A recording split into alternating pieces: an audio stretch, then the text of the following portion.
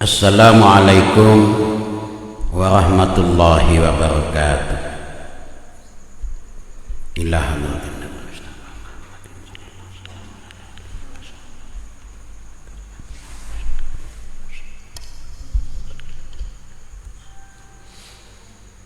Al-Fatihah.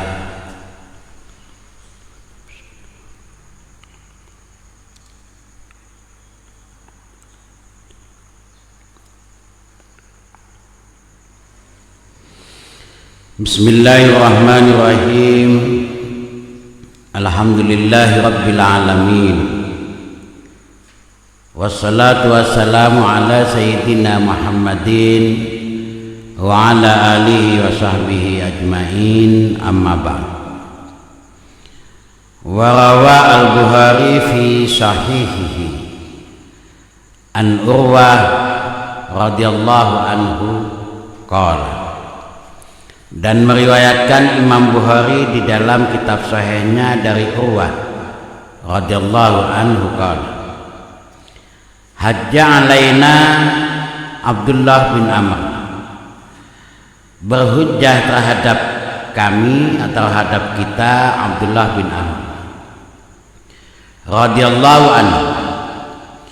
Fasami'tuhu, maka aku mendengar beliau, yaqulu, berkata beliau, yaitu Abdullah bin Amr, sami'tu an-nabiyya sallallahu alaihi wasallam, aku mendengar Nabi sallallahu alaihi wasallam yaqulu, bersabda, innallaha la yanzi'ul ilma ba'da an a'tahumuhu intiza'an walakin yantazi'uhu minhum ma'aqabdil ulama bi'ilmi.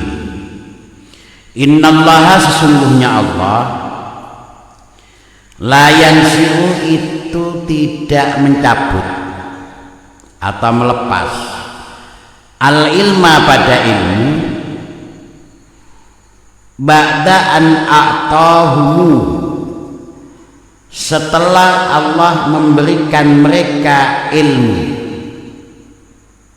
intiza'an, dengan melepas sungguhan, walakin yantazi'uhu, dan tetapi Allah melepas atau mencabut ilmu, minhum, dari mereka, ma'aqabdil ulama, bersamaan dengan mencabut para ulama, biilmihim, dengan ilmunya mereka. Setelah itu fayabqa, maka tetap nasun, manusia, juhalun, yang bodoh-bodoh,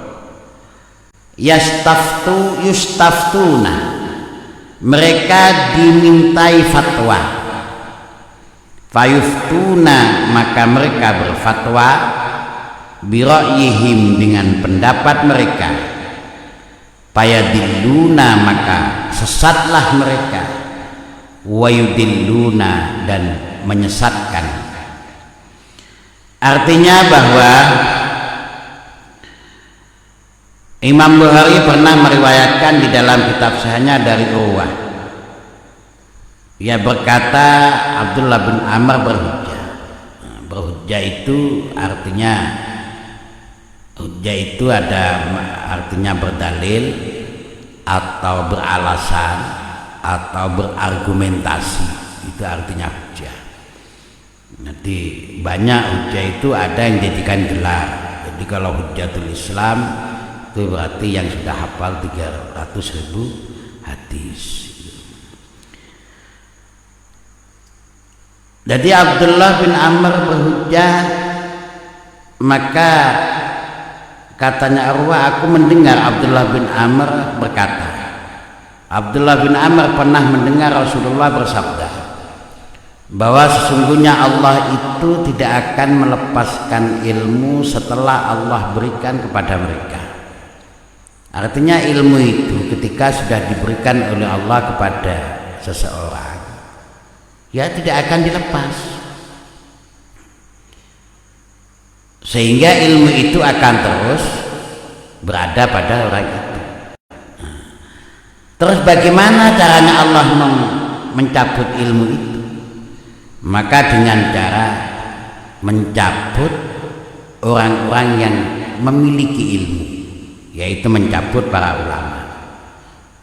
Ini sudah banyak terjadi di masa pandemi ini. Sekitar dari kalangan Nahdien itu 333 ya, 333 ulama Nahdien yang sudah wafat meninggalkan kita. Berarti secara tidak langsung sudah tempatnya ilmu sebanyak 33 sudah tiada. Ketika para ulama ini sudah dicabut oleh Allah, sudah diwafatkan oleh Allah, meninggal semua, maka yang tersisa itu adalah manusia-manusia yang baru tahu, jadi tidak memiliki ilmu yang sebenarnya, tapi manusia-manusia yang hanya membaca dengan sendirinya, gurunya tidak jelas. Maka mereka dimintai fatwa oleh umat ini. Lah ketika mereka dimintai fatwa, langsung mereka berfatwa. Sehingga karena mereka berfatwa dengan pendapatnya sendiri, maka tersesatlah mereka dan juga menyesatkan kepada umat ini. Nah, ini kita sudah hampir mendekati hal-hal itu, maka mumpung para ulama ini masih banyak, ya mudah-mudahan kita ditakdirkan oleh Allah untuk sempat menimba ilmu dari ulama-ulama yang sudah jelas keilmuannya itu. Karena sekarang sudah banyak fatwa-fatwa yang berangkatnya hanya dari sebuah bacaan yang tidak jelas dari mana sumbernya. Apalagi sekarang banyak fatwa-fatwa yang provokasi dan lain sebagainya yang perlu kita waspadai. Fahadastu biha Aisyah, maka katanya Urwah, aku menceritakan makalah ini kepada Aisyah, zaujan Nabi, istri Nabi sallallahu alaihi wasallam. Summa inna Abdullah bin Amr hajja ba'da. Kemudian setelah berselang waktu lama Abdullah bin Amr haji waktu pakolat. Maka berkata si Aisyah, ya ibna ukhti, wahai anak laki-laki saudara perempuanku, intalik ila Abdillah, berangkatlah kamu ke Abdillah, fastasbit li minhu, maka carilah pengukuhan kamu karena aku dari Abdullah, alladzi haddastani minhu, apa yang telah pernah engkau ceritakan kepadaku dari Abdullah itu. Jadi artinya kalau orang zaman dulu itu pembuktiannya ini.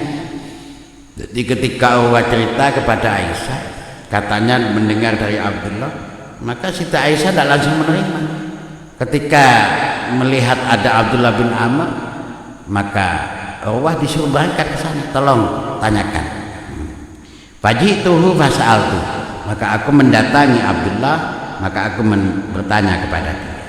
Fahadasani bihi kana bima hadasani, maka Abdullah menceritakan kepadaku dengan makalah sebagaimana dia menceritakannya di awal. Ternyata sama. Fa'ataitu Aisyah fa'ahbartuha, maka Urwah mendatangi Aisyah dan menceritakan ceritanya sama dengan apa yang telah diceritakan. Faqalat, maka berkata Aisyah, wallahi laqad hafadha Abdullah bin Amr, demi Allah sungguh betul-betul hafal Abdullah bin Amr. Jadi memang teori menghafal itu sudah sejak zaman Nabi, sudah sejak zaman sahabat. Karena itu kalau di zaman dulu itu jadi masih belum ada pembukuan, ilmu itu memang bersarang di dada para sahabat-sahabat itu, sehingga ilmu benar-benar menancap di dalam hati. Nah, kalau sekarang ini sudah pembukuan, apalagi dengan menjalankan bisnis pembukuan dan semakin banyak buku, sehingga ilmu hanya ada di buku, tapi di hati orang-orangnya maka kosong dengan ilmu. Nah, ini yang menjadi malapetaka tersendiri. Artinya bahwa teori menghafal itu memang sudah dijalankan sejak zaman Rasul. Wa fi Fathil Bari an Mas'ud an Ibnu Mas'ud radhiyallahu anhu. Dan di dalam kitab Fathul Bari dari Mas'ud, dari Ibnu Mas'ud radhiyallahu anhu qala, la ya'ti alaikum zamanun, berkata Ibnu Mas'ud, la ya'ti, tidak akan datang alaikum terhadap kalian zamanun, sebuah zaman, illa wa huwa asyarru mimma kana qabla, illa wa huwa, kecuali zaman itu asyarru, lebih jelek, kecuali zaman itu lebih jelek mimma, daripada zaman kana yang ada zaman qablahu, sebelum zaman ini. Artinya tidak akan sebuah masa kecuali masa ini akan lebih jelek dari masa yang telah lewat-lewat. Ama inni la u'ayyinu amiran khairan min amirin. Ingatlah, sesungguhnya aku tidak menentukan amir yang lebih baik daripada amir yang lain. Wala aman khairan min amin. Dan juga tidak menentukan orang awam itu lebih baik dari orang awam lain. Walakin ulama hukum wa fuqaha hukum yadhabuna, tetapi ulama-ulama kalian, ahli fikih kalian, yadhabuna itu sudah berangkat, hilang semua. Summa la tajiduna minhum khalfan, kemudian kalian tidak menjumpai pengganti dari mereka. Jadi katanya Ibnu Mas'ud, aku tidak menentukan bahwa amir ini lebih baik dari yang dulu, enggak. Orang awam ini lebih baik dari awam yang lainnya, tidak. Tetapi aku tinggal melihat ulama. Ketika sudah ulama-ulama dan ahli fikih itu sudah tidak ada semua, nah, kemudian kalian sudah tidak menemukan pengganti mereka. Summa yaji'u qaum, kemudian datang kaum, sebuah kaum, yuftuna, itu memberi fatwa, fil umuri, di dalam beberapa perkara, bira'yihim, dengan pendapat mereka, karena sudah para ulama meninggal semua, ahli fikih sudah tidak ada semua, maka datang sebuah golongan yang tidak jelas dari mana arahnya, belajarnya dari mana, tahu-tahu bicara hukum, dan dia menyampaikan fatwa kepada umat ini dengan pendapat mereka sendiri. Fayutlimuna al-Islam wa yuhdimuna, maka mereka merusak kepada agama Islam ini, wa yuhdimunahu, dan merobohkan kepada Islam ini. Jadi sebetulnya Islam itu rusaknya itu ya dari dalam ini, artinya dari kalangan orang yang mengaku Islam itu sendiri. Apalagi dalam kondisi akhir-akhir ini, gairah atau kira untuk mengerti Islam secara totalitas itu sudah tidak begitu penting. Jadi yang penting sekarang itu bagaimana bisa meraih sekolah-sekolah yang bisa kerja dengan cepat. Jadi orang zaman sekarang ini kalau mencari ilmu itu, nanti kalau kamu sekolah di sini, kerjamu kemana? Nah, karena sudah tujuan maksudul adamnya itu kerja, bukan masalah ilmu, ya yang didapatkan ya pekerjaan sesuai dengan niatnya, walikulli mri'in manawa, sesuai dengan niat. Akibatnya ilmu ini makin lama makin tidak ada. Kalau sudah seperti itu, maka banyak kiai-kiai dadakan, mubalek-mubalek dadakan yang sebetulnya ilmunya tidak mumpuni, mereka itu yang berfatwa. Akibatnya karena mereka berfatwa menurut pendapatnya tanpa dasar ilmu, maka rusaklah agama ini gitu. Mereka yang justru merusak Islam dan merobohkan Islam itu sendiri. Lah mudah-mudahan kita dijaga oleh Allah Subhanahu wa ta'ala. Allah mafatna wa halana min dalik. Mudah-mudahan Allah menjaga kita dari semuanya itu. Paslun fi bayani ismi man da'a ila dalalatin aw sanna sunnatan sayyi'ah. Pasal ini menerangkan dosanya orang yang mengajak kepada kesesatan atau orang yang membuat sebuah aktivitas dengan aktivitas yang tidak baik, membuat sebuah kegiatan dengan kegiatan yang tidak baik, istilahnya membuat sunnah dengan sunnah yang tidak baik. Qala Allah Ta'ala, berfirman Allah Subhanahu wa Ta'ala, liyahmilu awzarahum kamilatan yaumal qiyamah wa min awzaril ladina yudillunahum. Liyahmilu, supaya mereka membawa awzarahum, pada dosa-dosa mereka, kamilatan, dengan keadaan sempurna, yaumal qiyamah, besok di hari kiamat. Jadi mereka yang menyampaikan fatwa yang tidak benar itu, ya dosanya dibawa sendiri. Wa min auzaril ladina yudillunahum, dan juga dosa-dosanya orang yang mereka sesatkan. Jadi kalau umpamanya kita menyampaikan kesesatan dan pengikutnya 100, ya maka dosa kita dan dosanya orang 100 yang disesatkan itu juga akan dibawa besok di hari kiamat oleh mereka.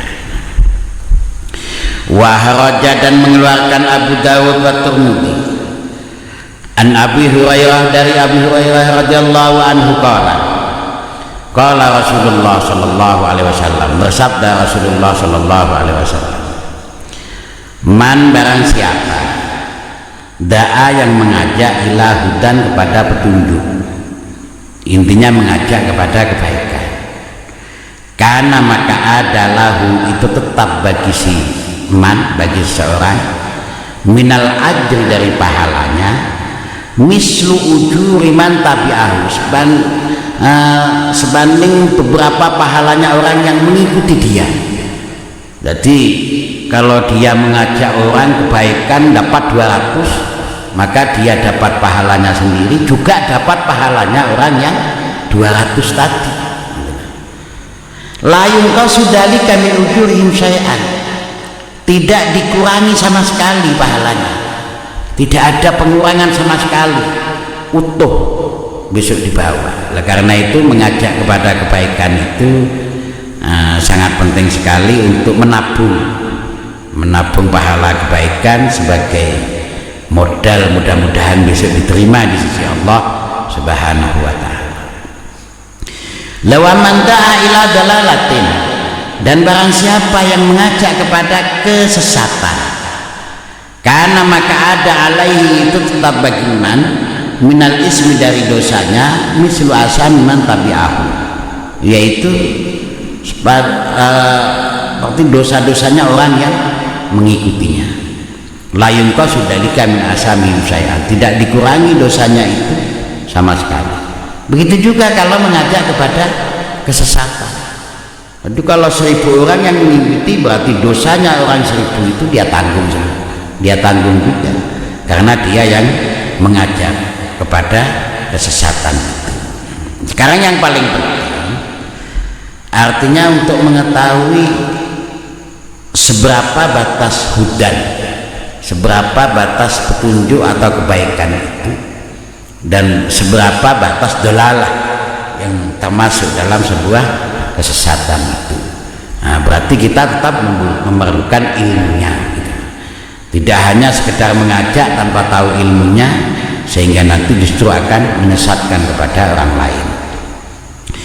Wahraja Muslim meriwayati Abdurrahman bin Hilal, dan mengeluarkan Imam Muslim dari riwayatnya Abdurrahman bin Hilal an Jarir bin Abdullah al-Bajali radhiyallahu anhu fi hadisin tawilin, di dalam hadis yang panjang. Qala, berkata Imam Jarir, fihi, di dalam hadis, faqala, maka bersabda Rasulullah sallallahu alaihi wasallam, man sanna fil Islam sunnatan hasanatan, barang siapa yang membuat sunnah, membuat perbuatan atau pekerjaan atau kegiatan di dalam Islam, sunnatan hasanatan, dengan sunnah yang baik, falahu ajruha, maka bagi dia pahalanya sunnah itu, wa ajru man amila biha, dan pahalanya orang yang mengamalkan sunnah itu ba'dahu, setelahnya, min ghairi ayyun qasami ujurihim syai'an, dengan tanpa dikurangi pahalanya sama sekali. Wa man sanna fil Islam sunnatan sayyi'atan, dan barang siapa yang membuat sunnah di dalam Islam dengan sunnah sayyi'ah, sunnah yang jelek atau kegiatan yang jelek, kan alaihi wisruha, maka ada bagi dia dosanya sunnah itu, wa wisru man amila biha ba'dahu, dan dosanya orang yang mengamal setelah dia, min ghairi ayyun qasa min auzarihim syai'an, dengan tanpa dikurangi sedikit pun dosa-dosanya itu. Artinya tinggal kita yang disebut dengan sunnah hasanah itu apa, jadi kegiatan yang baik itu apa. Maka karena itulah maka para ulama banyak merumuskan beberapa sunnah-sunnah yang baik dan sunnah-sunnah yang tidak baik. Di samping itu tidak semua bahasa sunnah itu harus persis apa yang pernah dilakukan oleh Nabi. Nanti keterangannya ada nanti. Artinya bahwa banyak amaliyah-amaliyah yang diambil dari pemahaman dari hadis Nabi. Jadi tidak ada sebagaimana yang sempat pernah kami baca, bagaimana membuat menjaga kekecewaan orang lain atau membuat senang orang lain, menjaga agar orang lain tidak kecewa. Itu kan hadis jelasnya kan tidak ada, tapi dari beberapa pemahaman hadis yang ada, maka itu termasuk diantaranya sebagaimana haknya orang Islam terhadap semua sesama muslim, maka harus saling menjaga, tolong menolong, memenuhi kekurangan dan lain sebagainya, maka itu adalah termasuk di dalamnya. Qala al-Mujahid rahimahullah ta'ala fi tafsiril ayatil madhkurah, Imam Mujahid berkata di dalam tafsirnya ayat yang telah disebutkan, hamalahum dunubu anfusihim, membebani kepada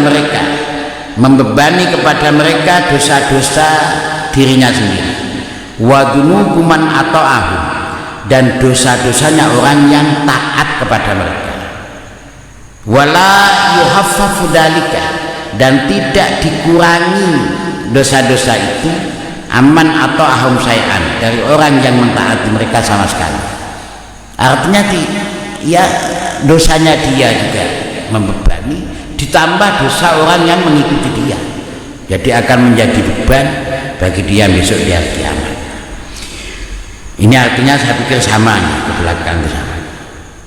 Wa rawa at-Tirmidzi an Amr bin Auf radhiyallahu anhu nabiyya, sesungguhnya Nabi sallallahu alaihi wasallam qala bersabda, man ahya sunnatan min sunnati, barang siapa yang menghidupkan sunnah dari sunnah-sunnah, qad umitat, yang telah dimatikan, ba'di setelahku, karena maka ada lahu bagi orang itu minal ajri, dari pahala, misluman amila biha, sebagaimana pahalanya orang yang mengamalkan dengan sunnah itu, min ghairi ayyun qasadali, dengan tanpa dikurangi, min ujurihim syai'an, pahalanya sama sekali.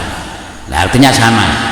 Jadi barang siapa yang menghidupi sunnah-sunnah Nabi, lah sunnah Nabi itu banyak ya, jangan sunnah Nabi itu yang senang-senang saja. Sekarang itu kan banyak menyampaikan orang yang sunnah-sunnah itu yang senang-senang saja. Jadi kalau mau asli ingin meniru Nabi itu ya, Nabi pernah diboikot, Nabi pernah tidak makan 2 hari, perutnya diganjal pakai batu, lah itu juga masuk gitu. Sholat sampai membengkak kakinya, itu juga harus gitu. Jangan yang enak-enak saja, yang tidak enak tidak disebutkan gitu. Jadi kalau memang mengaku mau totalitas, tapi kalau kita hanya mengaku sebagai umat Nabi sesuai dengan kemampuan kita mengikuti sunnah Nabi, ya maka menurut kemampuan yang kita miliki. Kalau kita bisa mengikuti sholat sunat rawatibnya, nah ya sudah, itu aja.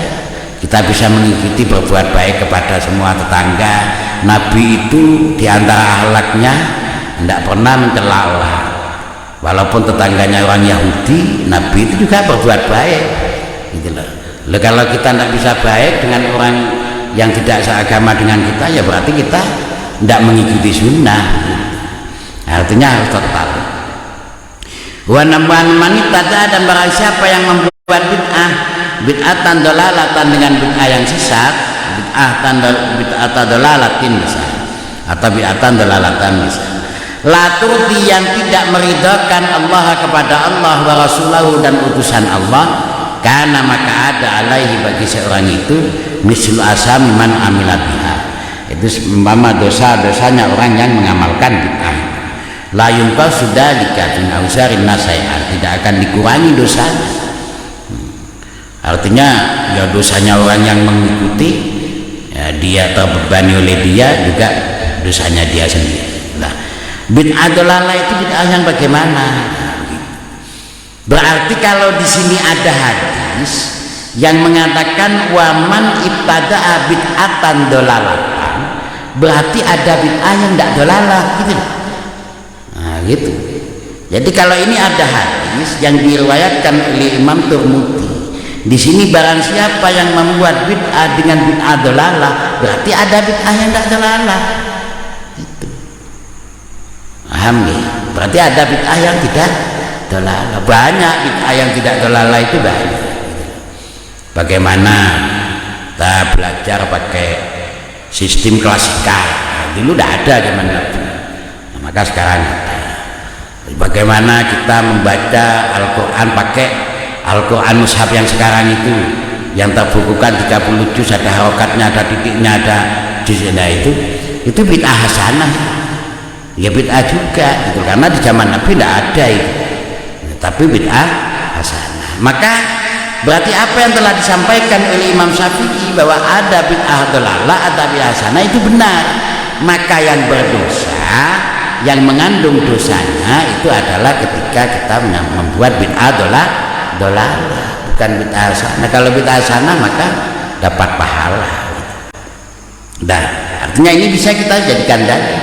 Berarti kullu bid'atin dalalatun wa kullu dalalatin finnar. Maka di sana adalah yang dimaksud adalah bid'ah yang dolalah, yang finnar itu. Kalau bid'ah hasanah tidak masuk di situ. Dari mana dalilnya kok bisa ada bid'ah hasanah? Ya ini dalilnya.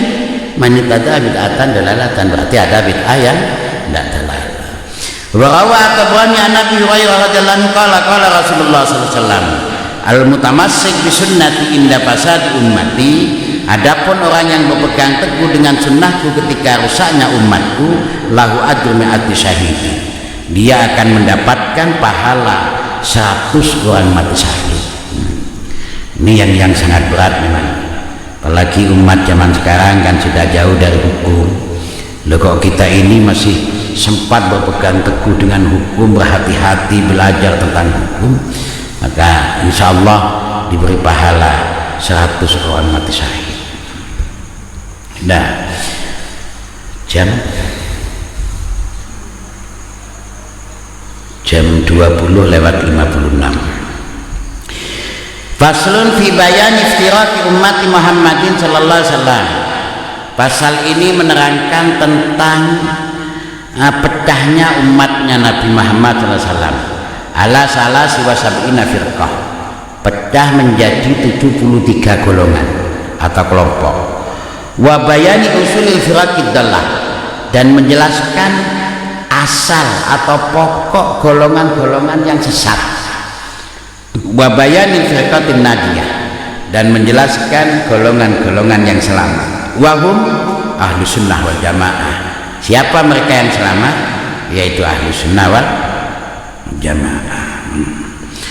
Rawa meriwayatkan Abu Dawud wa Tirmidzi wa Ibnu Majah an Abi Hurairah radhiyallahu anhu anna Rasulullah sallallahu alaihi wasallam qala, sesungguhnya Rasulullah sallallahu alaihi wasallam bersabda, iftaraqat al-yahud, berpecah-pecah umat Yahudi, ala ihda wa sab'ina firqah, menjadi 71 kelompok.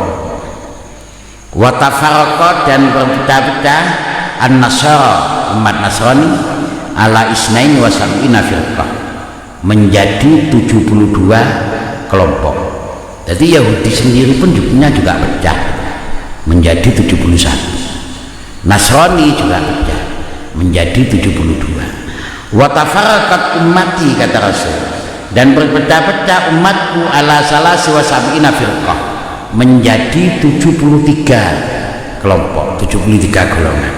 Kulluha finnar, semua itu di neraka, illa wahidah, kecuali satu. Qalu, bertanya para sahabat, wa man hum ya Rasulullah, siapa mereka?